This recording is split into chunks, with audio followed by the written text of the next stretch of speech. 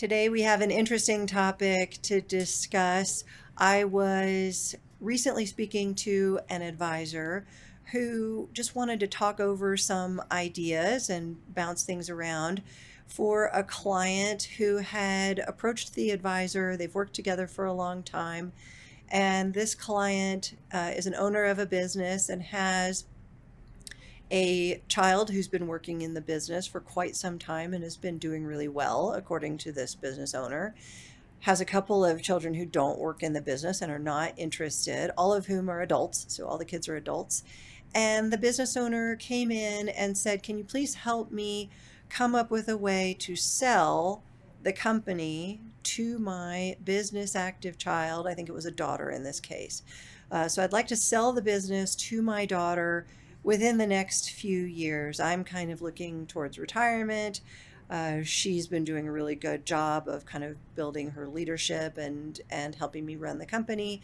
And I think I'm ready to do it. I'm ready to sell. And the first thing I said to this advisor was, "Okay, tell me more about what is motivating this business owner Yeah. to say that he wants to sell the business to the daughter.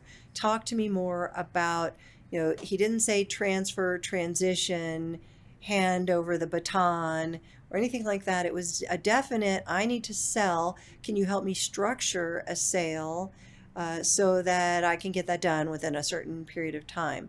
And John, you've seen this before, right? The Yeah. the business owners are pretty focused on the idea of a sale to a child. So let's just get out of the way. What are the red flags that hmm first come into our mind, which we're not necessarily going to say to our clients because it might sound like resisting their plan to sell, but with the red flags that go up when we hear sell to a child. Well, the tax red flag is that it's the most expensive way to transfer ownership to a child from a tax standpoint. Uh, why is that? Because the child has no money of their own. So if they're going to buy the business from mom and dad, they have to first get money from the company, which is in terms of salary or an S distribution. Will there be a tax consequence there at the child's maximum tax rate that they're paying?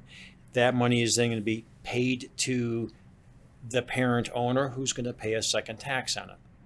Ouch. Ouch, yeah. So the tax rate, combined tax rate, generally speaking, on the taxable income that comes from the company ends up being around 50%, sometimes more.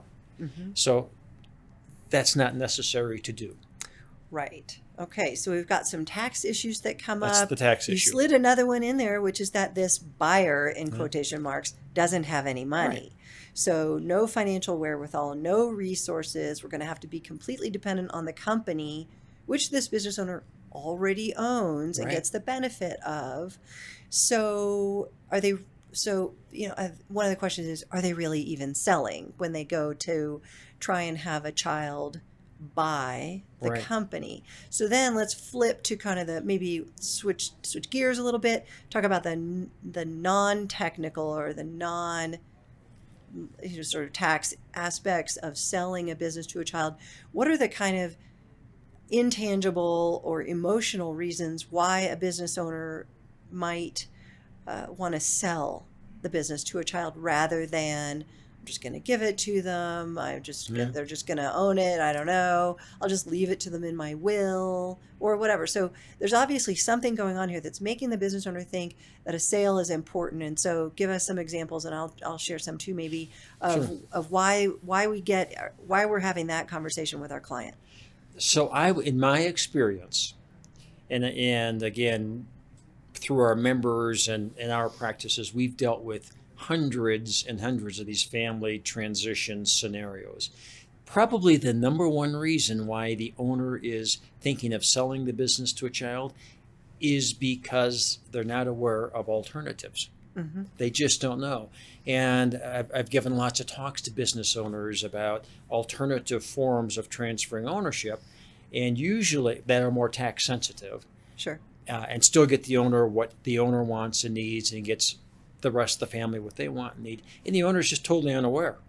They'd never Agreed. spoken to anybody about it. And sometimes they'll come up to me after a talk and say, John, I just sold my business to my daughter using an installment note. How do I get out of that?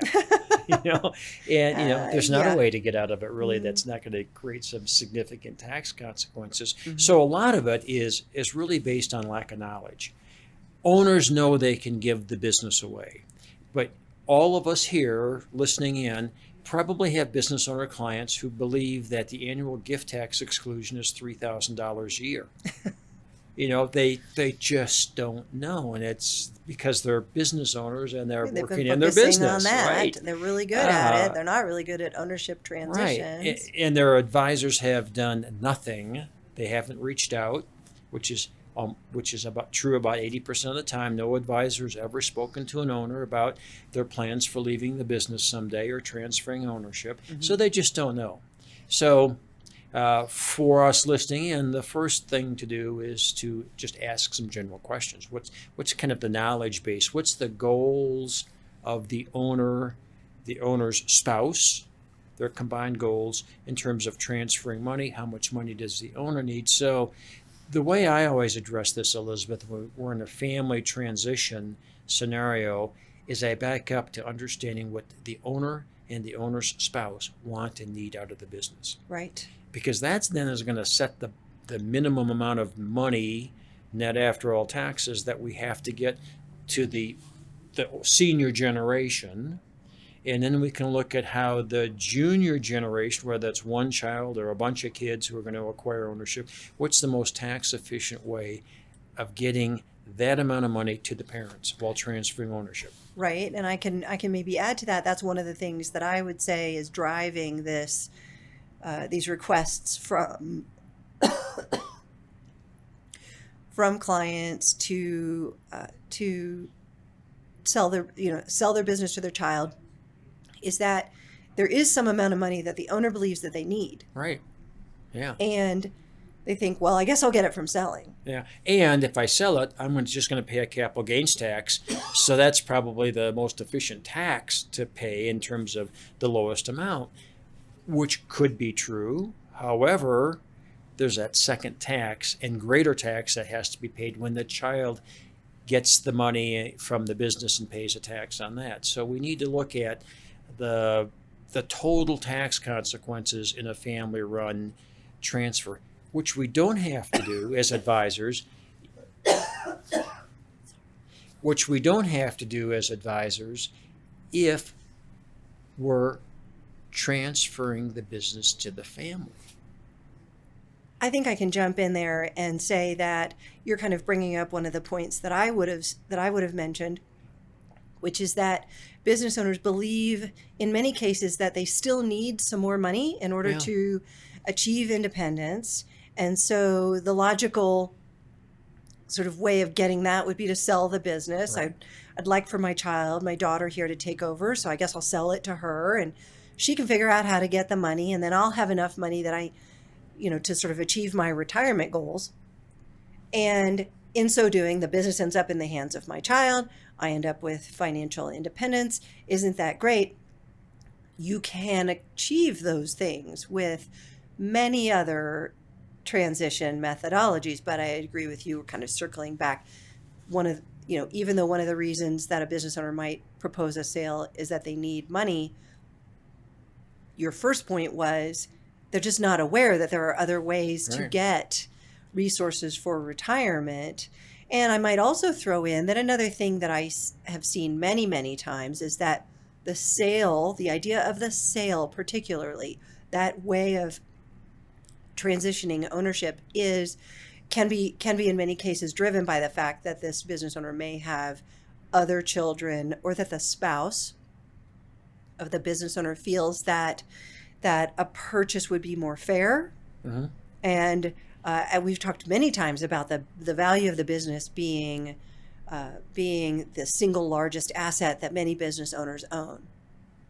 And if that's the case, maybe the business is worth $5 million or $10 million, and outside of the business, the owner and spouse have maybe not accumulated a lot of wealth, but there are 4 children. And so the Yeah. one who takes over the business having a $10 million asset. It's the way the rest of the family might think about it. And then there's $1 million in, retirement funds and another Yeah, half a million but not dollars in life enough. insurance. So there's Yeah, a $10 million business and $1 or $2 million in other things. So I must have to sell the business to this child because I can't give them something that's worth 80 or 90% of my total net worth. Right? That happens quite frequently. so it's important to separate the tax planning, the income tax planning on ownership transfers from the family wealth transition planning, which can be very different and may not be driven by income tax planning. So it's a whole different set of issues. Uh, you can accomplish all of the family wealth planning, transfer considerations without selling the business. Right. And that requires a lot more analysis than we're going to be able to do in this podcast. But I want to suggest to the advisors listening in and the owners that selling the business really benefits the IRS more than it's going to benefit They your do other win. children or the business active children or you, the parents of the business. So we need to think of other ways to transfer ownership. And there are other ways. There are many other ways of doing that. So that's one set of issues, the whole tax side of things that we need to pay attention to, obviously, but they should not drive the transfer planning of a closely held business. And I just want to mention one more thing, at least for this podcast, is that if we're selling the business to a third party, so Elizabeth is a third party buyer, I own my business, she offers me $10 million for it, and I'm just going to pay a capital gains tax, that's great. Absolutely. It's great for me because that probably is one of the lowest ways of paying net taxes is through paying a capital gains taxes. And I don't care how Elizabeth, the outside third party buyer, got the $10 million. Because I probably got it from some other source. Yeah.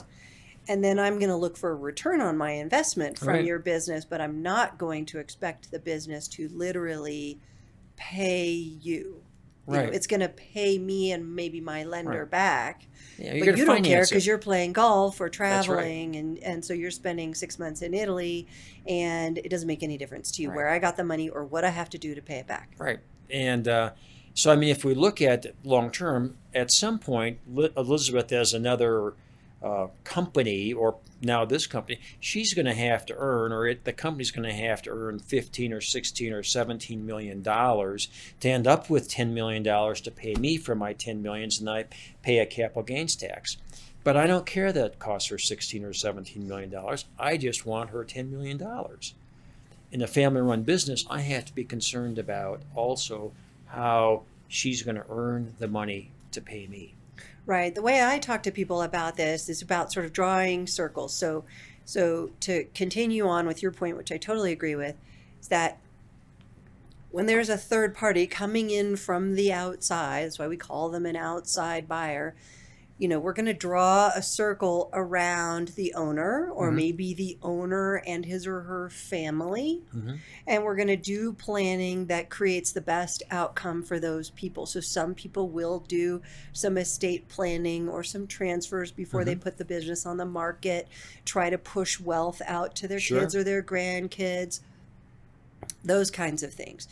They might also do some tax planning, maybe try to improve the performance of the company or the company's There's some tax. charitable planning to reduce Right? the actual taxes. Yeah, there's a lot of So things to do. all of those, that's the circle I want to draw if we're going in the direction of a third party sale. It's probably around the business owner, his or her family, and their kind of interests.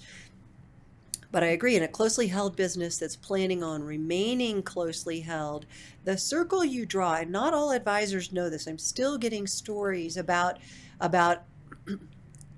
non-planning oriented advisors who have not yet adjusted their perspective. But we in planning kind of Yeah. draw the circle around the business, the owner, and the successor. not necessarily a family member who's a successor. It might be an employee or a group of employees or a management team. Also, people who tend not to have outside resources, who are going to rely on the business to make the transitions financially successful. And so now we're going to draw a circle around the company, the owner, maybe the owner's family if that's important, and the next owner, whether it's a family member or some other kind of what we would call an insider, co-owner, employee, etc. Draw a circle around all of them and then try to minimize the taxes and maximize the use of available dollars through our planning inside of that circle. And when we do these kinds of circles, people realize, oh, okay, well, I have to sort of add up all of these players and the consequences for all of them, because if you and I are family members and we're transitioning ownership, what affects you also affects me. So that's the way we kind of draw it out when we whiteboard these scenarios for clients or for other advisors, and it seems to help. And the tools that we use to run different scenarios or model different transition plans will do the same thing. They tend to take the broadest possible look. And I would say we do spend a lot of time and a lot of effort in this exact area, and the result is, for business owners, about 2/3 of the exit plan implementations our members really do for business owners are transfers to insiders. They're not third-party sales. And I think that demographic or statistic is very different in the world at large outside of the planning that we do, because most owners don't have the benefit of the type of tax planning and family planning that our members do. We focus on this every single day. Third-party sale is a lot easier for business owners to do. Frankly, they develop a business worth a lot of money. They sell it. They pay a capital gains tax. Can be very straightforward. Not always, but can be very straightforward. Family planning takes more analysis and thoughtfulness, but the result can be and is exactly what the owners want. And that is why we plan. That is why we plan. So when we get these questions, I get it from an advisor gets the question from a business owner, or if there's a business owner listening here and they had this idea in their head that they were going to go ahead and sell a business to their child, then I think what we're really saying is have a bigger conversation about why a sale seems important, what a client or a business owner is hoping to achieve through a sale. What are the outcomes? What are the things that gets you? It gets me peace in the family. Okay, if I could get you peace in the family in another way that's more efficient, would you be interested in talking about it? Yes, I would. So what are we trying to achieve through a sale to a business active child? And can that be achieved in another way through planning that actually creates some additional benefits? And certainly owners are welcome to sell their businesses to their children. But I think when they are confronted with the possibility of getting other outcomes that might be better and still achieving the same things that the sale would have achieved, most owners will go with a planned transition rather than, can we get some documents and do a sale to my daughter by the end of the year? Right. That's That's why we plan. So those are the takeaways for today. And if you're an owner listening, we encourage you to have a conversation with an advisor who can draw a circle that's bigger than just you.